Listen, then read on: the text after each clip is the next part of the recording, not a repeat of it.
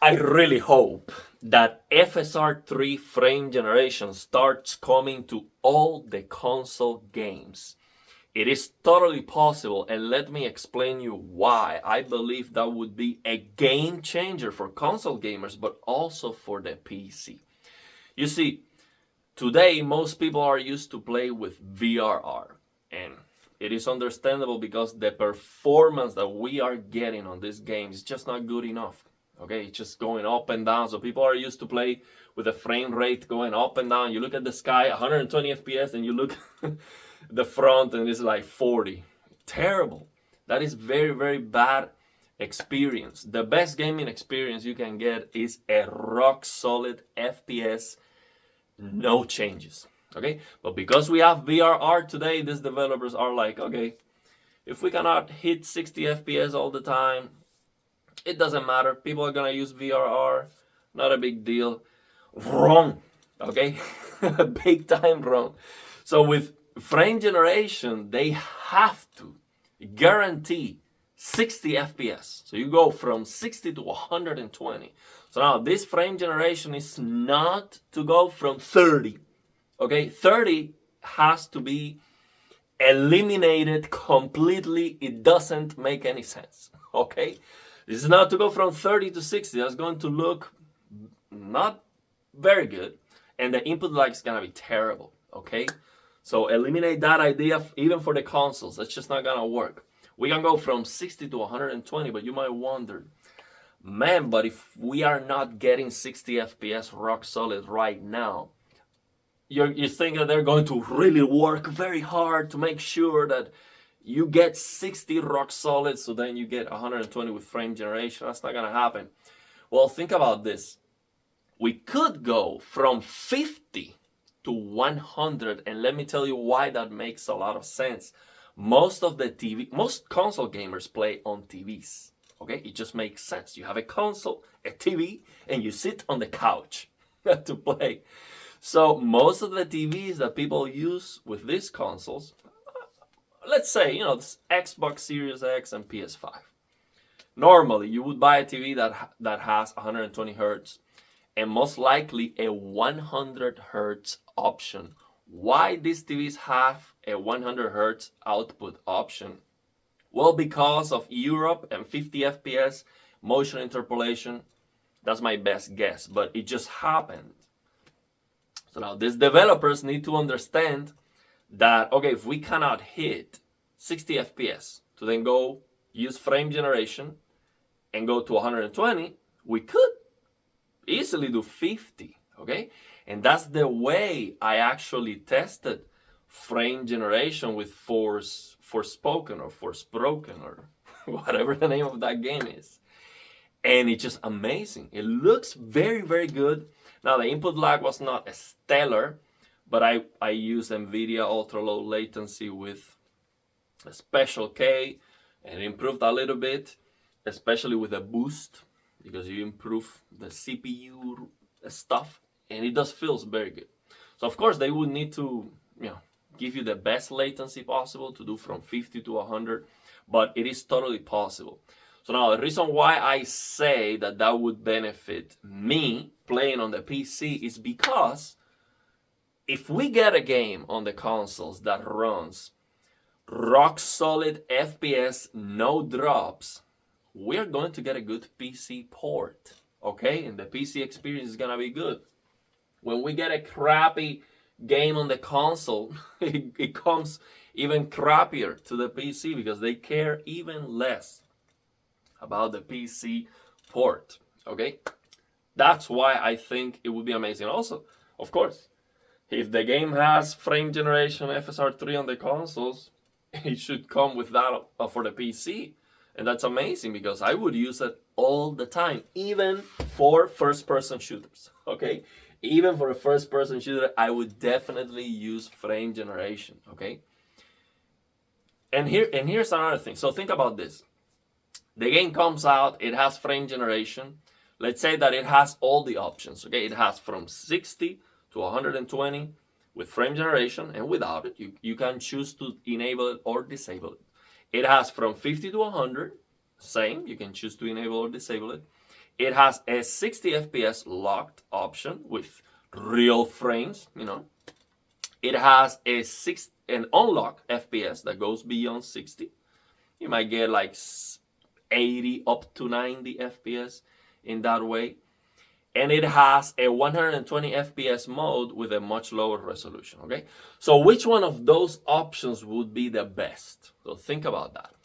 Well, the 120 FPS option might feel the best in terms of input lag. So if it is a competitive game, that might be the best option. But that option is also going to look the worst in terms of sharpness because it's going to have the lowest resolution, the lowest graphical fidelity. Okay, all the settings are going to be the lowest, draw distance, shadows, all of that. Of course, no ray tracing. Okay, no. So that would be the worst looking option, but maybe it might work the best for some games depending on the game that you're playing. Now, the 60 FPS unlocked option, you might think, oh, that's gonna be the best. VRR, I'm getting like 60, 70, sometimes 80. Looking at the sky, I might get 90 FPS or 100. You might think, oh, that would be the way I would play. Well, compare that. So compare playing with real 70 frames per second, compare that to playing at 120 frames per second with frame generation. Okay, so you're getting real render 60 FPS plus the 60 interpolated frames. In motion, when you move the camera, it is going to look far superior. You're maxing out the refresh rate of your TV, basically. That's just gonna look so much better. And the input lag, bro, is gonna be worse. Yeah, it might be a little bit worse. It's gonna be a better experience. I promise you. You try both, unless it is a competitive game and you're like maybe, oh, but so that's what I play. Well, yeah, play with the 120 FPS mode with the worst picture quality. The competitive gamers, they don't care about picture quality. They turn off everything on the PC, for example. So yeah, it is what it is. But in my opinion, that 120 with frame generation would be amazing. And also the 50, so from 50 to 100, that option can have a higher fidelity because really you're rendering 50 frames, the rest is generated. So to render 50 frames with very high quality, that is totally possible on the consoles. I mean, I would say most of the games that are trying to hit 60 FPS on the console, they usually drop down to 50, and if it's very bad optimized, it's terrible, maybe like 40s, but they usually are hovering around 50 to 60 FPS. So that makes a lot of sense. It is something that they could definitely implement. It would work for most games, and most of the TVs that people are using they're gonna have the 100 hertz output. They just need to set it up on the console so the output is 100 hertz, V-Sync, no drops, 100 rock solid frames, like never like 98 or something like that, because you get judder. Okay, you move the camera, it would look stuttery. If there is any fluctuations of the frame rate, it would look stuttery. Okay, that's my take. Let me know your thoughts and opinions. I really think this is gonna happen. Okay, not the 100 option, because I don't know, unless maybe Digital Foundry thinks about that. They thought about the 40 FPS option from 40 to 120. Not from 40 to 120. 40 FPS inside a 120 hertz output. You get 3 refreshes for each frame. That doesn't look good. Okay, but of course it's better than 30, because 30 FPS is really, really bad. Okay, so it's not that it's a terrible idea, but this idea, I'm telling you, this is it. So I wish that Digital Foundry thinks about this, or any other outlets, so it gets to this developers' ears, and I think it makes a lot of sense. A lot of sense, because it's the option that is gonna be more possible, more feasible for most games. Maybe not for competitive games, but if you are a competitive gamer, let's be real here. If you are a competitive gamer, let's say you even make money, you don't play on a console. You play on a PC with the highest rig possible, and you lower all the settings. You play with 500 frames per second on one of these latest monitors, something like that, okay? So let's be real here. It doesn't really matter that much. For most games, that would be a wonderful experience. Wonderful experience. You get the upscaling of FSR 2, which is not the best, but it's not bad either. It's looking very good. In my opinion, it looks very good. It's not better than DLSS. DLSS is better, but it's good enough. Okay, it's good enough, and I will be very happy with that. Also, hopefully, someone figures out a way to get DLSS working with frame generation from AMD. AMD says that's not possible because it should be possible. Okay, I don't think they're telling the truth on that.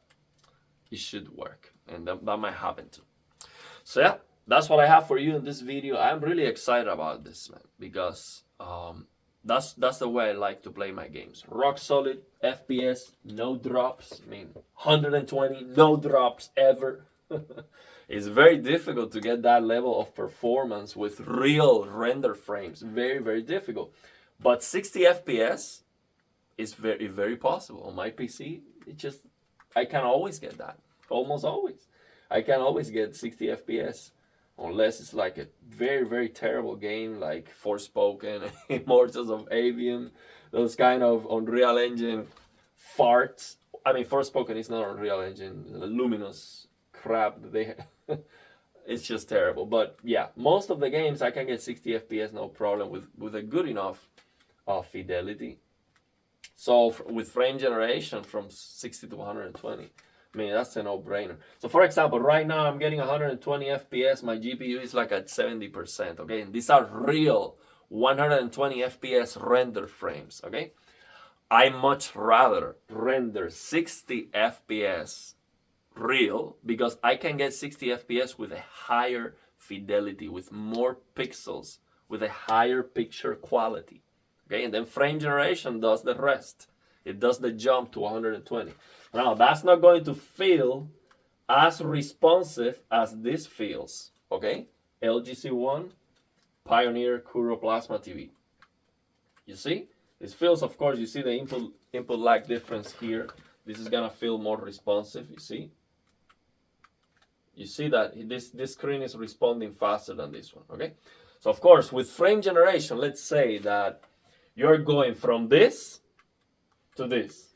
Okay, so imagine that this is the jump, and actually I think the jump should be a lot smaller. Okay, this is actually a big difference in terms of the responsiveness here between these two displays, because this one is 60 hertz right now, 60 hertz, and this one is 120 hertz. Okay, so just because of that alone, you of course get a better responsiveness here. But think about this. I much rather have this input lag with double the fidelity, okay, double the picture quality than this. I don't care about this small difference. I mean, I do care. I much rather play like this, but you cannot have your cake and eat it too. So yeah, it is what it is. That would be my way, my preferred way to play. But having the options is great. So just give all the options for all the games so everyone can choose whatever they want to do.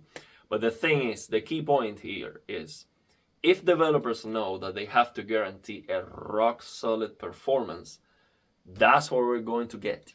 And that's what we need, because these games coming out lately are trash in terms of performance. A lot of them. I mean, I'm not going to generalize, a lot of them. We got this Forza Motorsport. It was performing very well. I heard some issues and stuff, but I tested it myself. It performed like a dream, so I don't know what they were talking about. So it happens. It still happens. So we get a game that performs very well and looks very good, but yeah. Let me know your thoughts and opinions. Let's open the conversation. And if you have any questions.